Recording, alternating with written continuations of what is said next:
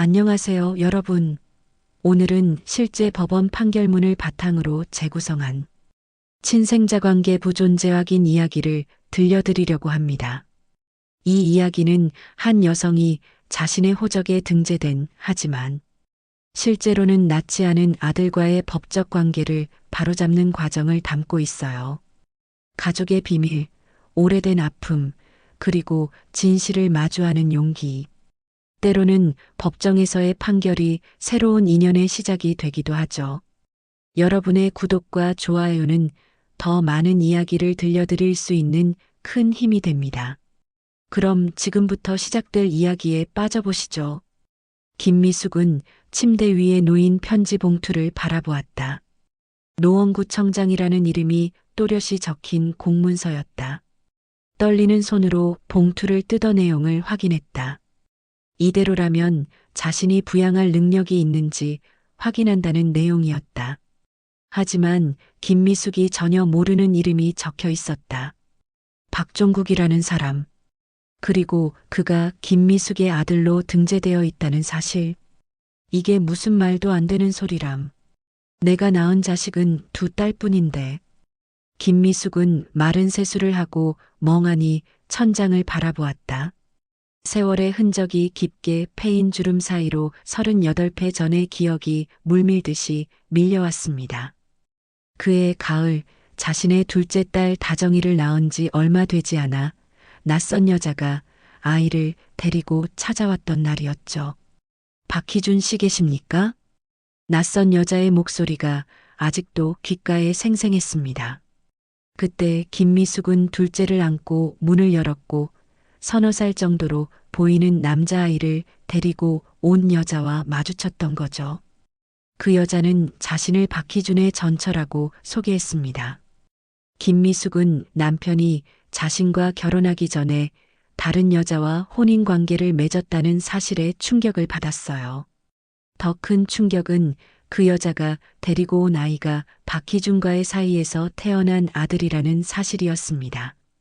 학교에 갈 나이가 됐는데 출생신고를 안 해서 학교를 갈 수 없어요. 호적에 올려주실 수 없을까요? 여자의 간절한 부탁에 김미숙은 할 말을 잃었습니다. 남편 박희준은 아내의 눈물 어린 항의에도 결국 두 딸의 호적을 올리면서 다른 여자의 아들도 함께 자신의 호적에 올렸지요. 그것도 마치 김미숙과의 사이에서 태어난 아들인 것처럼요. 어쩌면 이런 일이. 김미숙은 서류를 내려놓고 깊은 한숨을 내쉬었습니다. 그날 이후로 김미숙은 그 아이와 단 한 번도 만난 적이 없었어요. 어디서 살고 있는지도 몰랐죠. 이제 와서 국민기초생활보장수급 신청으로 인해 자신이 부양의무자로 지목된 현실이 황당하기만 했습니다. 이대로 둘 수는 없어. 김미숙은 다음 날 아침 법원을 찾았어요. 수십 년 동안 묻어두었던 진실을 이제는 세상에 밝히기로 마음을 굳힌 것이었습니다. 법원 상담실에서 만난 변호사는 김미숙의 이야기를 진지하게 들었습니다. 작은 메모장에 중요한 점들을 적어 내려갔죠. 그러니까 박종국 씨는 실제로 부인의 자녀가 아니고 남편 박희준 씨와 전 부인 사이에서 태어난 아이라는 말씀이신 거죠? 네, 맞습니다. 저는 두 딸만 낳았어요. 다은이와 다정이요. 그 아이와는 피 한 방울 섞이지 않았습니다. 김미숙의 목소리에는 결연함이 묻어났어요. 세월이 흘러 이제는 할머니가 된 그녀의 눈에는 단호함이 담겨 있었죠. 이런 경우에는 친생자 관계 부존재 확인 소송을 제기하실 수 있습니다. 법원에서 유전자 검사를 통해 모자 관계가 성립하지 않는다는 것을 증명하면 판결을 받을 수 있어요. 변호사의 말에 김미숙은 고개를 끄덕였습니다. 그간 숨겨왔던 이야기를 꺼내는 것이 쉽지 않았지만 이제는 진실을 밝힐 때가 되었다고 생각했어요. 얼마나 걸릴까요? 소송을 제기하고 법원에서 심리를 거쳐 판결이 나오기까지 몇 개월 정도 걸릴 수 있습니다.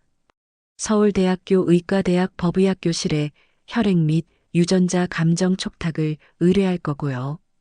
그 결과에 따라 판결이 내려질 겁니다. 김미숙은 잠시 고민했어요. 이 소송으로 인해 자신의 가족사가 드러날 것이고 과거의 아픔도 다시 꺼내야 할 테니까요. 하지만 더 이상 거짓된 관계로 인한 부담을 질 수는 없었습니다. 진행해 주세요. 제 딸들도 이 문제로 고통받을 수 있으니 빨리 해결하고 싶어요. 그날 오후 김미숙은 법원에 친생자관계 부존재 확인 소송을 제기했어요. 소장에는 자신의 진술과 함께 노원구청에 제출했던 의견서, 사본도 첨부했습니다. 집으로 돌아오는 길, 김미숙은 마음이 한결 가벼워진 것을 느꼈습니다. 비록 오래된 상처를 다시 들추어내는 일이 쉽지는 않았지만 진실을 밝히는 것이 옳다고 생각했거든요. 어머니, 무슨 일 있으세요? 얼굴이 안 좋아 보여요. 집에 돌아오자 큰딸 다은이가 걱정스러운 얼굴로 물었어요. 별일 아니야. 그냥 좀 피곤해서 그래. 김미숙은 딸에게 미소를 지어 보였습니다. 아직은 이 일을 가족들에게 알리고 싶지 않았어요. 혹시라도 딸들이 상처받을까 염려되었거든요. 오늘은 일찍 자야겠다. 그날 밤 김미숙은 쉽게 잠들지 못했습니다. 과거의 기억들이 마치 영화 필름처럼 머릿속을 맴돌았어요. 결혼 초기에 행복했던 순간들, 첫째 다은이를 품에 안았을 때의 기쁨, 그리고 둘째 다정이가 태어났을 때의 벅찬 감동. 하지만 그 달콤한 기억들 사이로 쓴 기억도 함께 떠올랐죠. 낯선 여자가 작은 남자아이를 데리고 찾아왔던 그날, 김미숙의 세계는 완전히 무너져 내렸습니다. 남편 박희준이 다른 여자와 결혼식까지 올렸다는 사실, 그리고 그 사이에서 아들까지 두었다는 충격적인 진실. 김미숙은 그날 밤 얼마나 많은 눈물을 흘렸는지 모릅니다. 하지만 두 어린 딸을 생각하며 그 아픔을 삼켰죠. 그때 왜 그냥 넘어갔을까? 김미숙은 자신의 침묵이 지금의 상황을 만들었다는 사실에 깊은 후회가 밀려왔어요. 하지만 그때는 선택의 여지가 없었습니다. 어린 두 딸을 데리고 홀로 살아가기에는 세상이 너무 험했으니까요. 다음 날 아침 김미숙은 변호사에게 전화를 걸었어요. 어제 소송 제기하신 건 잘 접수됐습니다. 상대방에게 소장이 송달될 테니 기다려주세요. 박종국 씨는 어떻게 반응할까요? 저와 한 번도 만난 적이 없는데 대부분 이런 경우에는 응하시는 편입니다. 특히 유전자 검사 결과가 명확하게 나오면 부인하기 어려우니까요. 통화를 마친 김미숙은 깊은 생각에 잠겼어요. 자신이 낳지 않은 아이, 한 번도 돌보지 않은 아이가 서류상으로는 자신의 아들로 존재한다는 사실이 여전히 믿기지 않았습니다. 몇 주 후 법원에서 첫 심리 기일을 통보받았습니다. 김미숙은 떨리는 마음으로 법원을 찾았어요. 과연 박종국은 어떤 모습일까? 그리고 그는 이 사실을 알고 있었을까 하는 궁금증이 가득했죠. 법정에 들어서자 변호사가 먼저 자리에 앉아 있었어요. 그리고 법정 맞은편에는 40 정도로 보이는 남자가 앉아 있었습니다. 김미숙은 처음 보는 얼굴이었지만 어쩐지 박희준의 모습이 겹쳐 보였어요. 그의 눈매나 콧날의 생김새가 너무나 박희준을 닮아 있었거든요. 저분이 박종국 씨인가 봐요. 변호사가 낮은 목소리로 말했어요. 김미숙은 긴장된 마음으로 자리에 앉았습니다. 재판장이 입장하고 재판이 시작되었죠. 이 사건은 원고 김미숙과 피고 박종국 사이에 친생자 관계가 존재하지 않는다는 확인을 구하는 소송입니다. 재판장의 목소리가 법정에 울려 퍼졌어요. 김미숙은 자신의 손을 내려다보았습니다. 오랜 세월 동안 일하며 거칠어진 손. 그 손으로 키운 것은 오직 두 딸뿐이었죠. 원고 측 청구의 취지와 원인을 간략히 설명해 주시겠습니까? 김미숙의 변호사가 자리에서 일어나 사건의 개요를 설명했습니다. 박희준과 김미숙의 결혼, 두 딸의 출생, 그리고 박희준의 전처가 아들을 데리고 찾아온 일, 호적에 올린 경위까지 모든 설명이 끝나자 재판장은 피고 측을 바라보았어요. 피고 측은 어떻게 생각하십니까? 박종국은 잠시 침묵했다가 조용히 입을 열었습니다. 사실 저도 최근에야 알게 되었습니다. 어머니 아니 김미숙 님이 저를 낳지 않았다는 사실을요. 그의 목소리에는 슬픔이 묻어 있었어요. 김미숙은 순간 마음이 아팠습니다. 박종국도 이 상황의 피해자일 뿐이라는 생각이 들었거든요. 저는 아버지와 어머니가 이혼했고 어머니가 재혼해서 미국으로 갔다고 들었습니다. 그래서 아버지가 저를 키웠고요. 호적에 대해서는 정확히 몰랐습니다. 박종국의 증언은 김미숙이 알고 있던 사실과 달랐어요. 박희준이 아들에게 거짓말을 했던 모양이었죠. 김미숙은 가슴이 먹먹해졌습니다. 그럼 피고는 이 사건 청구에 대해 다투지 않는다는 말씀인가요? 재판장이 물었어요. 네, 다투지 않겠습니다. 유전자 검사에도 응하겠습니다. 재판장은 고개를 끄덕이며 서울대학교 의과대학 법의학교실에 혈액 및 유전자 감정 촉탁을 의뢰하기로 결정했어요. 김미숙과 박종국은 지정된 날짜에 검사를 받기로 했습니다. 법정을 나서는 순간 박종국이 김미숙에게 다가왔어요. 잠시 말씀 나눠도 될까요? 박종국의 조심스러운 목소리에 김미숙은 멈춰섰습니다. 그의 얼굴에는 복잡한 감정이 서려 있었어요. 사실 이번 일로 많이 혼란스러웠습니다. 아버지는 돌아가신 지 오래됐고 제가 알고 있던 가족사가 모두 거짓이었다는 걸 알게 되니 말이에요. 김미숙은 무슨 말을 해야 할지 몰라 잠시 침묵했습니다. 박종국이 원망을 쏟아낼 것이라 생각했는데 예상과 달랐어요. 괜찮아요. 당신도 피해자니까. 박희준 씨가 당신한테 거짓말한 것 같네요. 제 친어머니는 정말 미국으로 가신 건가요? 김미숙은 고개를 저었어요. 잘 모르겠네요. 그날 이후로 한 번도 본 적이 없으니까. 다만 그날 당신의 어머니가 찾아와서 학교에 갈 나이가 됐는데 호적이 없어서 학교를 갈 수 없다고 했어요. 박종국의 눈에 눈물이 맺혔습니다. 40이 넘은 성인 남자였지만 그 순간만큼은 어린아이 같아 보였어요. 항상 궁금했어요. 왜 어머니는 저를 한 번도 찾지 않았는지. 이제야 이유를 알게 됐네요. 김미숙의 마음에도 죄책감이 밀려왔습니다. 어쩌면 당시에 좀 더 적극적으로 대처했다면 이 아이의 인생도 달라졌을지 모른다는 생각이 들었거든요. 미안해요. 내가 당신에게 해준 것이 없어서. 아닙니다. 오히려 제가 미안해요. 국민기초생활보장 신청 때문에 이런 일이 벌어져서요. 사실 일자리를 잃고 어려운 상황이라. 김미숙은 순간 가슴이 아팠습니다. 비록 자신이 낳은 아이는 아니지만 이 사람도 박희준의 아들이었고 그의 어려운 상황이 안타까웠어요. 검사 결과가 나오면 법적으로는 모자 관계가 끊어질 테지만 도움이 필요하면 언제든지 연락해요. 김미숙이 자신의 연락처를 적어 건넸습니다. 어쩌면 이것이 그녀가 할 수 있는 작은 보상이었을지도 모르죠. 그로부터 몇 주 후 유전자 검사 결과가 나왔습니다. 예상대로 김미숙과 박창국 사이에는 모자 관계가 성립하지 않는다는 결과였어요. 법원은 최종 심리 기일을 잡았고 김미숙은 다시 한번 법정에 섰습니다. 가을빛이 완연한 10월의 마지막 날, 김미숙은 마지막 재판을 위해 법원을 찾았습니다.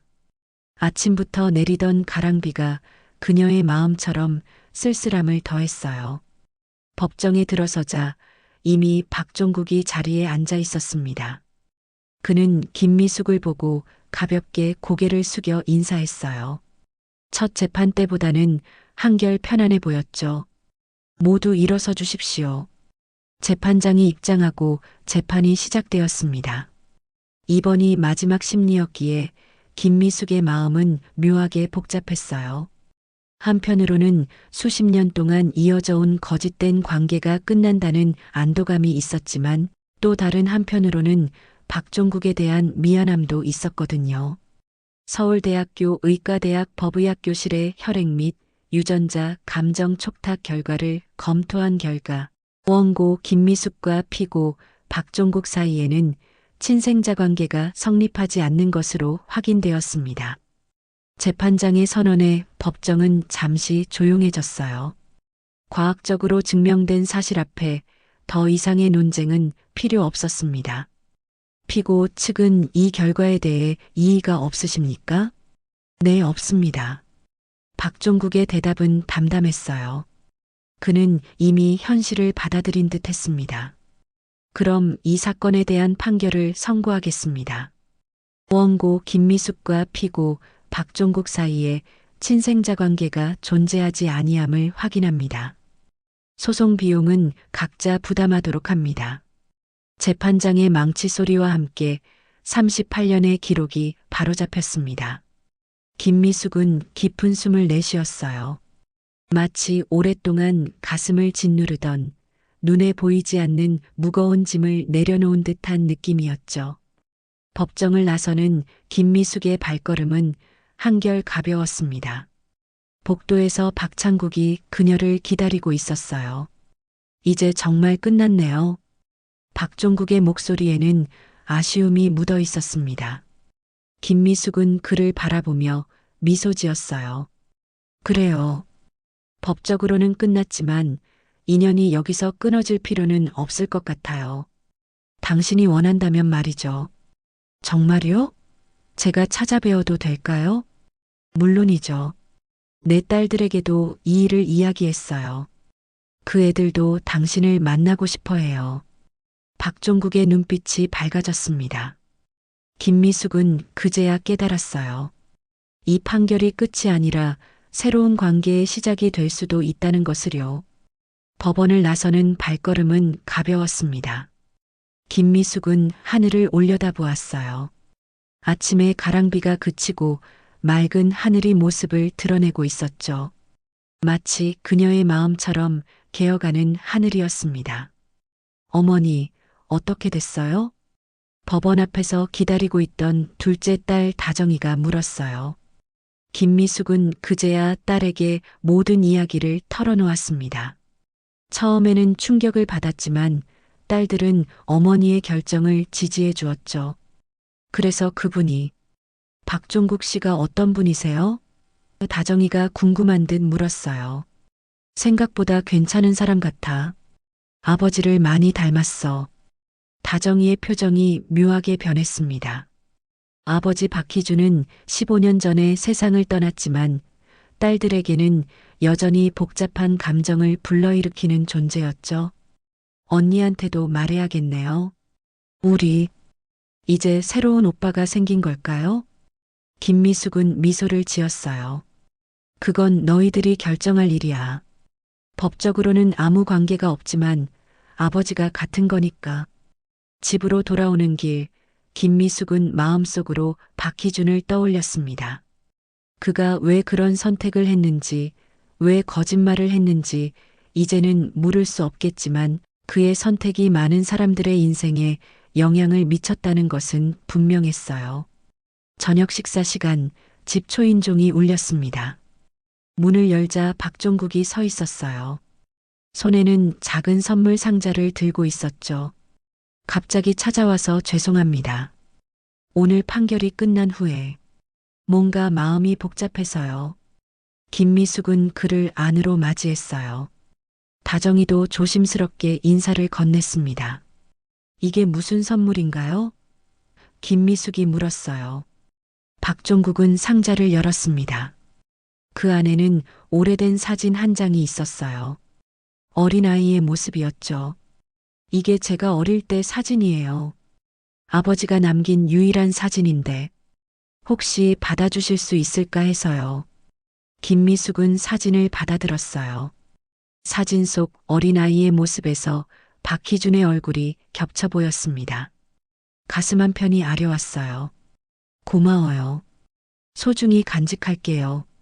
그날 밤 세 사람은 오랜 시간 이야기를 나누었습니다. 각자의 삶과 기억들, 그리고 박희준에 대한 이야기도요. 상처와 아픔이 있었지만 그것을 나누는 과정에서 묘한 위로가 오갔죠. 한 달 후 김미숙의 집에는 특별한 손님들이 모였습니다. 큰딸 다은이와 그 가족, 둘째 다정이, 그리고 박종국까지. 비록 법적으로는 아무 관계가 없게 되었지만 그들은 서로를 가족으로 받아들이기로 했어요. 이모, 이 사람이 우리 외할아버지 닮았대요? 다은이의 6살 아들이 박종국을 가리키며 물었습니다. 다은이가 웃으며 대답했어요. 응, 이 아저씨는 외할아버지를 많이 닮았대. 박종국은 쑥스러운 듯 웃었습니다. 그는 이제 청주에서 서울로 일자리를 옮기게 되었고 김미숙의 도움으로 작은 사업도 시작하게 되었어요. 어머니, 이거 맛있게 드세요. 박종국이 김미숙에게 음식을 내밀었습니다. 김미숙은 그 말에 잠시 얼어붙었어요. 어머니라는 호칭이 어색했지만 한편으로는 따뜻하게 다가왔습니다. 고마워요, 종국 씨. 식사를 마친 후 다정이가 오래된 가족 앨범을 꺼내왔습니다. 옛날 사진들을 보며 추억을 나누는 시간이었어요. 이게 제가 태어났을 때 사진이에요. 다정이가 앨범을 가리키며 말했습니다. 그리고 이건 언니가 초등학교 입학할 때 찍은 거고요. 박종국은 사진들을 유심히 바라보았어요. 자신이 경험하지 못한 가족의 순간들이었죠. 그의 눈에 아쉬움이 스쳤습니다. 저도 이런 가족 사진이 있었으면 좋았을 텐데. 박종국이 작은 목소리로 중얼거렸어요. 김미숙은 그의 말을 듣고 마음이 아팠습니다. 비록 자신이 낳은 아이는 아니었지만 박종국도 박희준의 아들이었고 그가 제대로 된 가족의 품에서 자라지 못했다는 사실이 안타까웠거든요. 이제부터라도 우리 가족 사진에 함께하면 어떨까요? 김미숙이 제안했어요. 박종국의 눈이 반짝였습니다. 정말요? 물론이죠. 오늘부터 새로 시작하는 거예요. 다은이가 카메라를 꺼내 모두를 한자리에 모았습니다. 비록 혈연으로는 완전한 가족이 아닐지 모르지만 그들은 서로를 인정하고 받아들이기로 했어요. 그것이 진정한 가족의 의미가 아닐까요? 하나, 둘, 셋. 다은이의 구령과 함께 카메라 셔터가 눌렸습니다. 그 순간 김미숙은 깨달았어요. 38년 동안 자신을 괴롭혔던 비밀이 오히려 새로운 인연을 맺어주었다는 것을요. 법원의 판결로 친생자 관계는 부정되었지만 그보다 더 소중한 인연이 시작된 것이었습니다. 우리 다음 주에도 같이 모일까요? 종국 오빠의 새 사업을 축하하는 자리도 가져야 할 것 같은데 다정이가 제안했어요. 모두가 기쁘게 동의했습니다. 김미숙은 따뜻한 미소를 지었어요. 세월이 흘러도 진실은 결국 드러나는 법이고 때로는 그 진실이 예상치 못한 행복을 가져다 준다는 것을 알게 되었으니까요. 그날 밤 모두가 돌아간 후 김미숙은 창문 앞에 서서 밤하늘을 바라보았습니다. 별들이 유난히 밝게 빛나고 있었어요. 희준 씨, 이제야 모든 것이 제자리를 찾은 것 같아요. 당신이 남긴 아이들이 서로를 알게 되었고, 이제는 함께 나아갈 거예요. 김미숙의 눈에서 눈물이 흘러내렸습니다. 하지만 그것은 슬픔의 눈물이 아니라 오랜 시간 동안 쌓였던 감정들이 마침내 해소되는 해방감의 눈물이었죠. 법원의 판결문은 단지 종이 한 장에 불과했지만 그것이 가져온 변화는 김미숙의 인생에 커다란 의미를 남겼습니다. 때로는 고통스러운 진실이라도 그것을 마주하고 받아들이는 용기가 필요하다는 것을, 그리고 그 용기가 새로운 시작을 가져다 준다는 것을 김미숙은 비로소 깨달았어요. 창밖으로 보이는 달빛 아래 김미숙의 얼굴에는 평화로운 미소가 어려 있었습니다. 이제 그녀는 진정한 의미의 자유를 느꼈어요. 거짓된 관계의 굴레에서 벗어나 진실 위에 새롭게 쌓아 올린 관계의 소중함을 깨달은 것이었죠. 이제 정말 끝이 아닌 시작이구나. 김미숙은 중얼거리며 창문을 닫았습니다. 내일은 더 밝은 날이 될 것이라는 확신과 함께요. 지금까지 친생자 관계 부존재 확인 이야기를 들어주셔서 감사합니다. 오늘 이야기처럼 때로는 우리 삶에서 오랫동안 숨겨왔던 진실을 마주해야 할 순간이 찾아오기도 합니다. 김미숙의 사례에서 보듯이 비록 그 과정이 쉽지 않더라도 진실을 마주하는 용기가 새로운 시작을 가져다 주기도 하지요. 이런 법률 이야기가 마음에 드셨다면 구독과 좋아요 부탁드립니다. 여러분의 응원은 더 다양한 이야기를 준비하는데 큰 힘이 됩니다. 다음 이야기에서도 여러분을 찾아뵙겠습니다. 댓글로 궁금한 점이나 다루었으면 하는 주제가 있으시면 알려주세요. 그럼 다음 이야기에서 만나요. 감사합니다.